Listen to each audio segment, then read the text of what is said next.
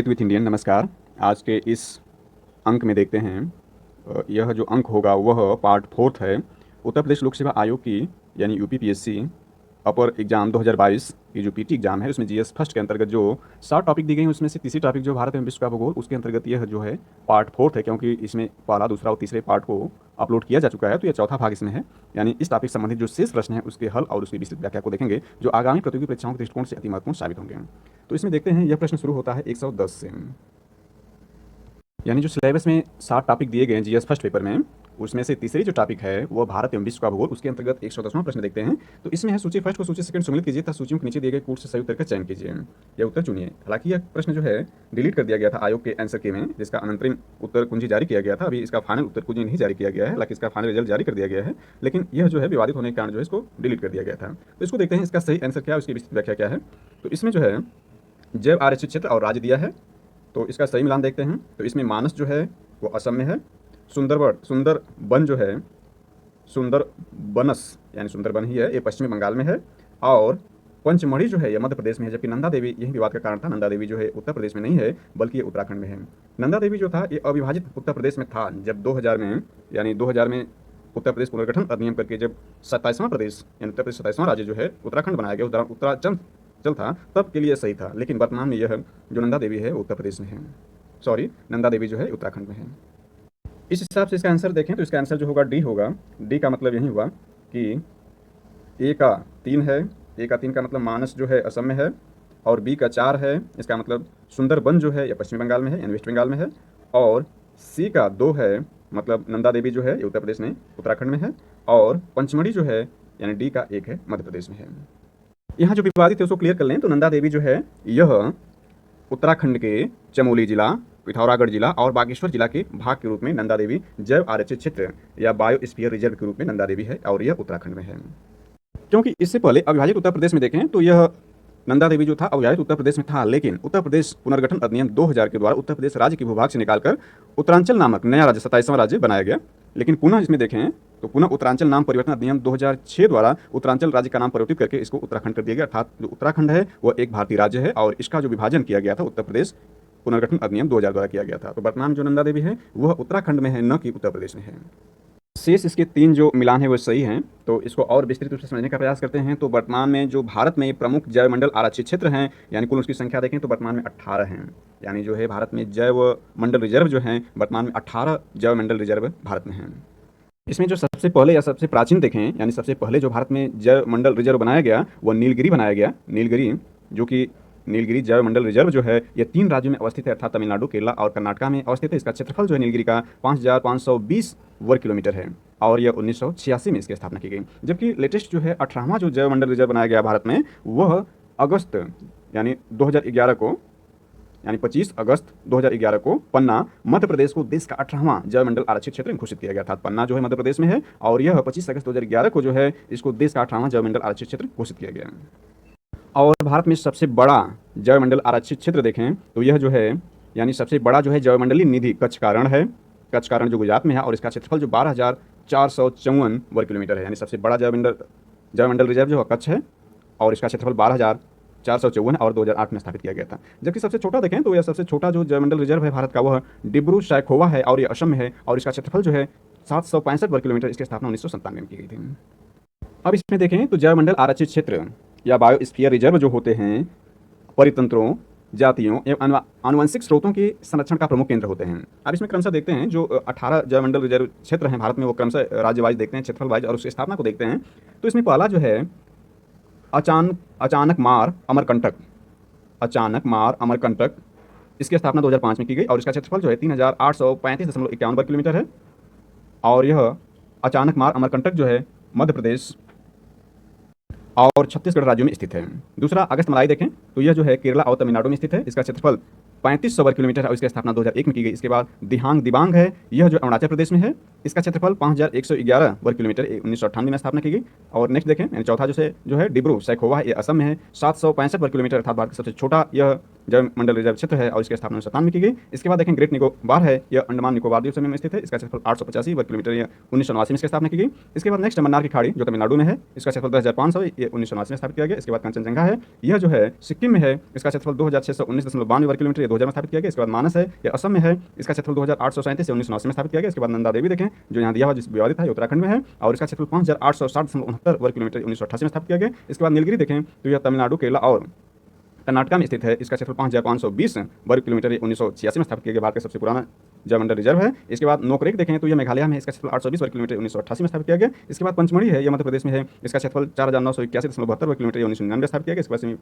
सिमलीपाल देखें तो यह जो है उड़ीसा में है, इसका क्षेत्रफल 4374 वर्ग किलोमीटर 1994 में स्थापित किया गया। इसके बाद सुंदरबन है, यह उड़ीसा में है, सुंदरबन जो है वेस्ट बंगाल में यहाँ दिया हुआ है, सुंदरबन जो है ये वेस्ट बंगाल में है, इसका क्षेत्रफल 9630 वर्ग किलोमीटर 1989 में स्थापित किया गया। इसके बाद कच्छ है, यह भारत का सबसे बड़ा जलमंडल रिजर्व क्षेत्र है, गुजरात में है, इसका क्षेत्रफल 12454 वर्ग किलोमीटर, यह 2008 में स्थापित किया गया। इसके बाद शीत रेगिस्तान है यानी कोल्ड डेजर्ट जो है यह एचपी यानी हिमाचल प्रदेश में, इसका क्षेत्रफल जो है 7770 वर्ग किलोमीटर, यह 2009 में स्थापित किया गया।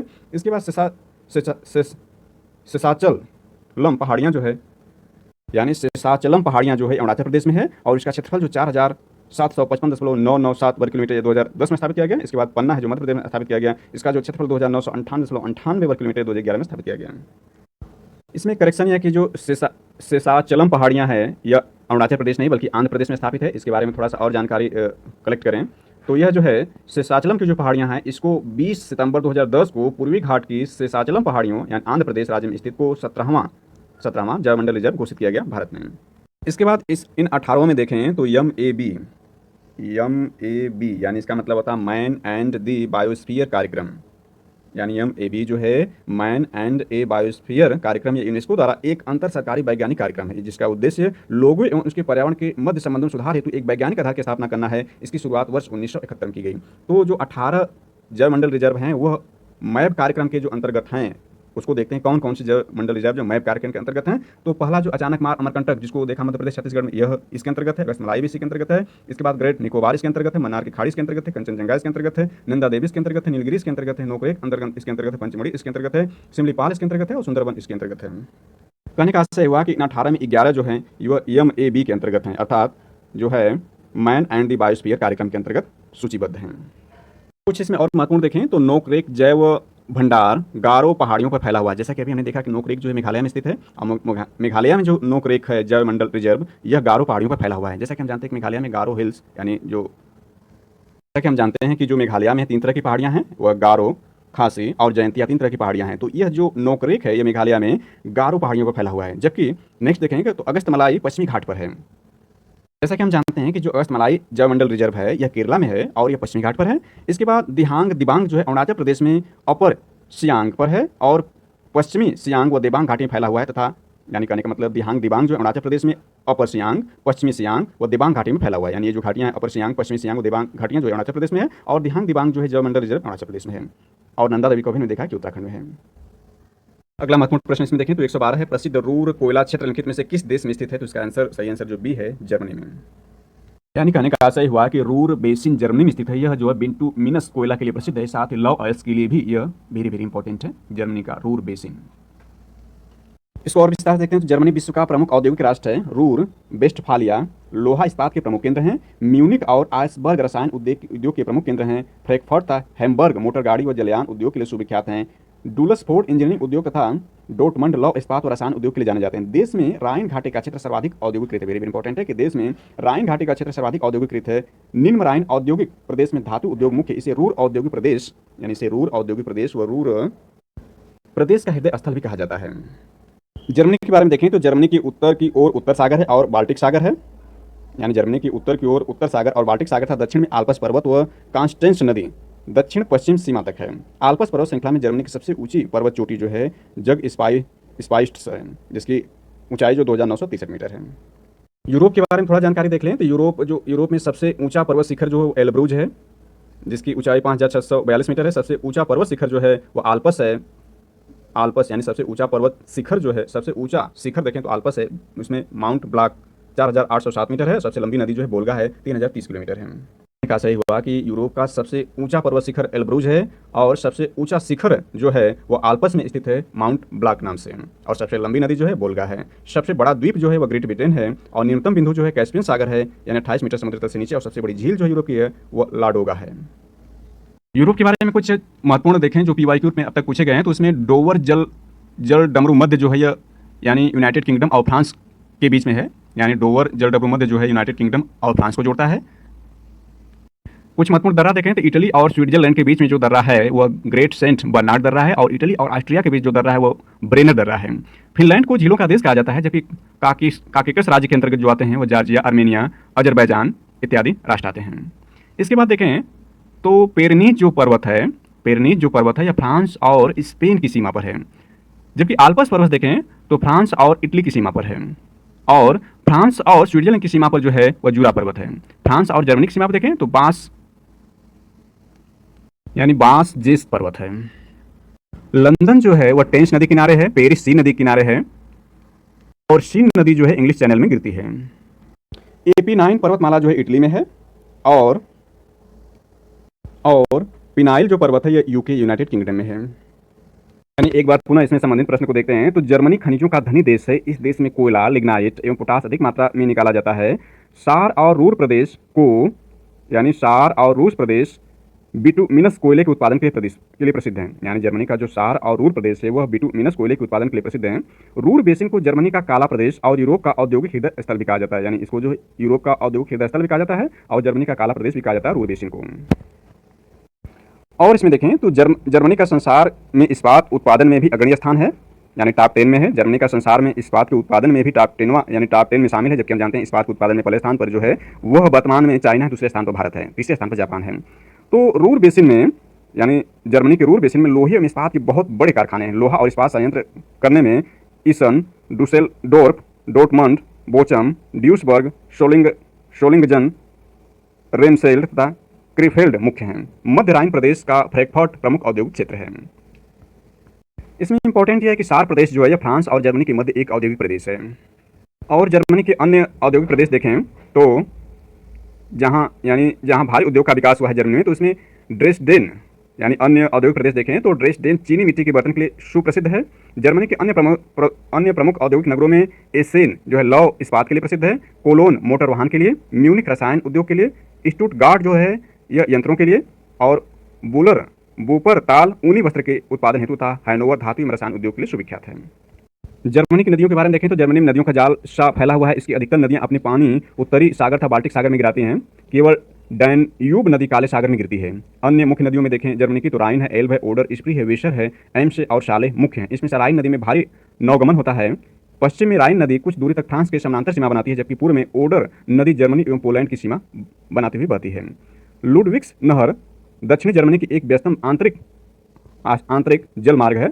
यह नहर डेब्यू नदी से जुड़ी है। इसे सन 1836 से 46 के मध्य निर्मित किया गया था। जर्मनी के पड़ोसी देश देखें तो जर्मनी के जो पूर्व में है पोलैंड है और चेकोस्लोवाकिया है, दक्षिण में ऑस्ट्रिया है तथा स्विट्जरलैंड है, और पश्चिम में फ्रांस, लग्जमबर्ग, बेल्जियम तथा नीदरलैंड की सीमाएं बनाती हैं। और जर्मनी की जो राजधानी बर्लिन है, बर्लिन एक सांस्कृतिक ऐतिहासिक महत्व का नगर है। और जर्मनी के उत्तर में देखें तो बाल्टिक सागर है और उत्तरी सागर और डेनमार्क है। जबकि भारत में देखें रूर जो क्षेत्र है, रूर औद्योगिक क्षेत्र जो भारत में है वह छोटा नागपुर के पठार को भारत का रूर क्षेत्र कहा जाता है।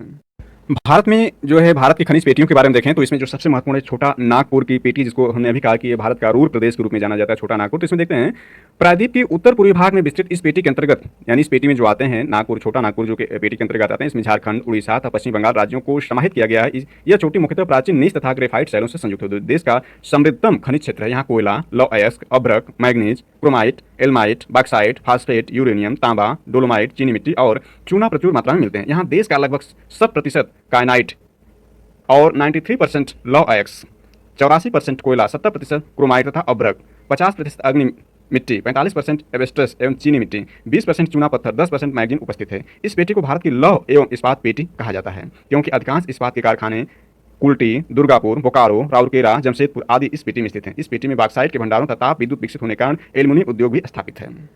इस टॉपिक से संबंधित अगला महत्वपूर्ण प्रश्न देखें तो इसमें 114 नंबर है। सूची फर्स्ट को सूची सेकंड सुमिलित कीजिए तथा सूचियों के नीचे दिए गए कूट से सही उत्तर का चयन कीजिए। तो इसमें सूची फर्स्ट महासागर, सूची सेकंड अधिकतम गहरा बिंदु। तो इसका आंसर देखें तो इसका आंसर डी है। डी का मतलब ये है कि प्रशांत महासागर में जो सबसे अधिकतम गहरा बिंदु मेरियाना गर्त है।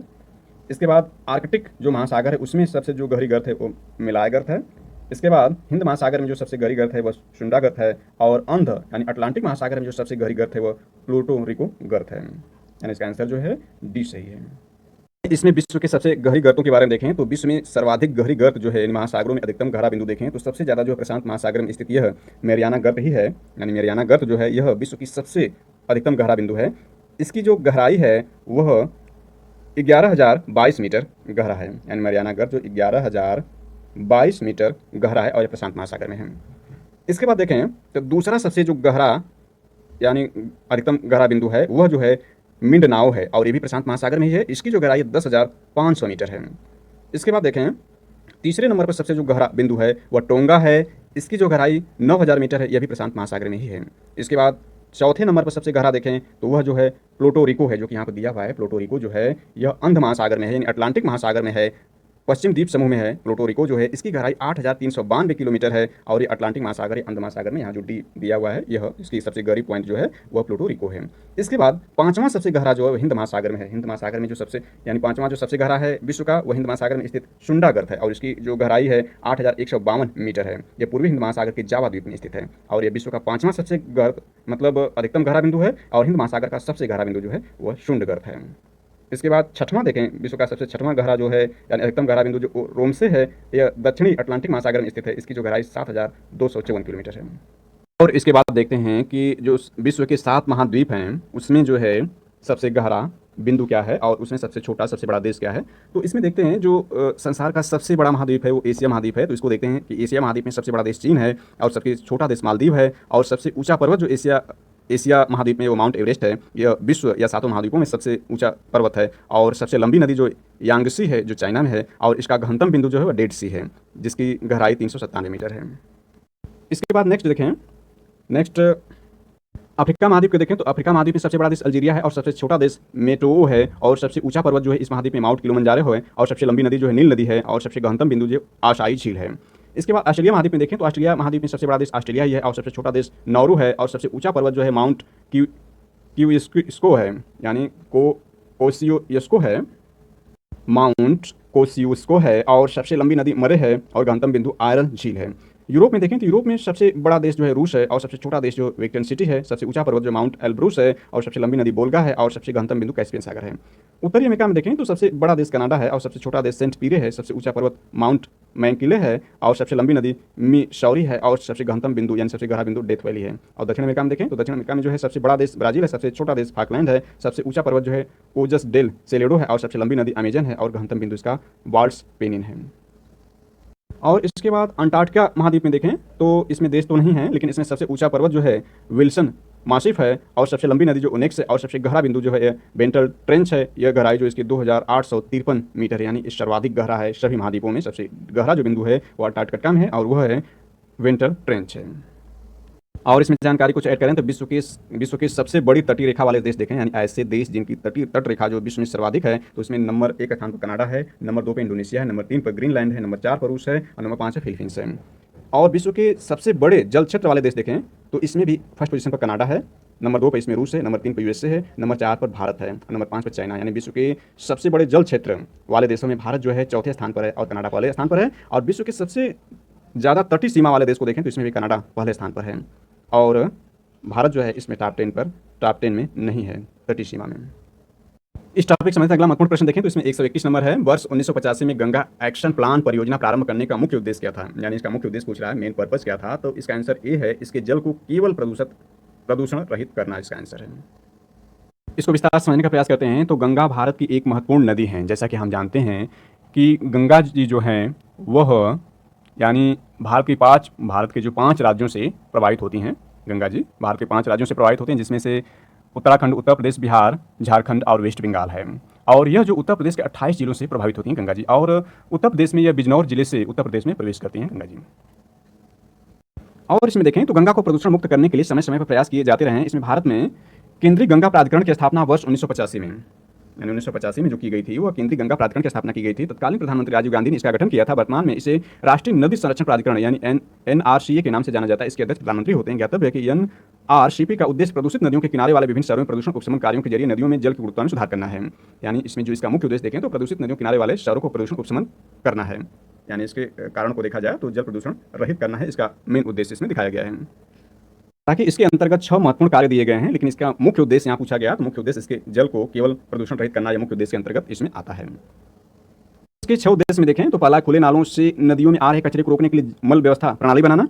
दूसरा, नदी किनारे शौच पर प्रतिबंध लगाना। तीसरा, नदी तट पर स्नान घाटों का सुधार करना। चौथा, गंदे जल के शोधन के लिए संयंत्र लगाना। पांचवां, सहभागिता। और छठा, जागरूकता फैलाना इत्यादि था। इसके बाद देखें तो उल्लेखनीय है कि स्वच्छ गंगा के लिए 20 फरवरी 2009 को तत्कालीन प्रधानमंत्री मनमोहन सिंह की अध्यक्षता में राष्ट्रीय गंगा नदी तलहटी यानी बेसिन प्राधिकरण का गठन किया गया। ज्ञातव्य है कि 22 जुलाई 2016 को गंगा नदी के गाद को हटाने के लिए गाइडलाइन बनाने के लिए माधव चिलाते की अध्यक्षता में एक समिति गठित की गई थी। नहीं पूछा जाता है माधव चिलाते किससे संबंधित समिति है, तो यह जो है गंगा जी से गाद को हटाने के लिए गाइडलाइन बनाने के लिए समिति बनाई गई थी। इसके बाद पर्यावरण संरक्षण कानून 1986, हम जानते हैं कि पर्यावरण जो संरक्षण कानून 1986 में बनाया गया था, के तहत राष्ट्रीय गंगा नदी बेसिन प्राधिकरण national Ganga river basin authority का गठन 2009 में हुआ था। इसके अध्यक्ष प्रधानमंत्री होते हैं और उन राज्यों के मुख्यमंत्री से गंगा होकर बहती हैं। इसके बाद हम जानते हैं कि इस प्राधिकरण का लक्ष्य है कि वर्ष 2020 तक गंगा को उसमें प्रवाहित होने वाले औद्योगिक अपशिष्ट और अशोधित सीवेज जल से मुक्ति दिला दी जाए। केंद्रीय वित्त मंत्री यानी तत्कालीन केंद्रीय वित्त मंत्री उस दौरान जो थे अरुण जेटली ने संसद में प्रस्तुत वर्ष 2014-15 के केंद्रीय बजट में नमामि गंगे नामक एक एकीकृत गंगा विकास परियोजना की घोषणा की थी। इसके बाद इंपॉर्टेंट देखें तो इसमें यह है कि गंगा नदी में डाल्फिन पाई जाती हैं। गंगेटिक डाल्फिन उन 4 फ्रेश वाटर डाल्फिन में से एक हैं जो पूरे विश्व में पाई जाती हैं। यह भारत में गंगा और ब्रह्मपुत्र उससे जुड़ी नदियों में पाई जाती हैं। जैसा कि हम जानते हैं कि भारत सरकार ने 5 अक्टूबर को डाल्फिन डे मनाने का निर्णय लिया है, तो इससे संबंधित प्रश्न जो है इसी जो सेट है यानी 2022 के जीएस फर्स्ट में ही पूछा गया है डाल्फिन डे कब मनाया जाता है, तो उस पर वहाँ पर विस्तार से चर्चा करेंगे। लेकिन यहाँ पर जो ये देखते हैं वर्ष 1997 में गंगा नदी डाल्फिन संरक्षण कार्यक्रम आरंभ किया गया। डाल्फिन को भारत का राष्ट्रीय जल जीव नेशनल एक्वायर्ड एनिमल घोषित किया गया है।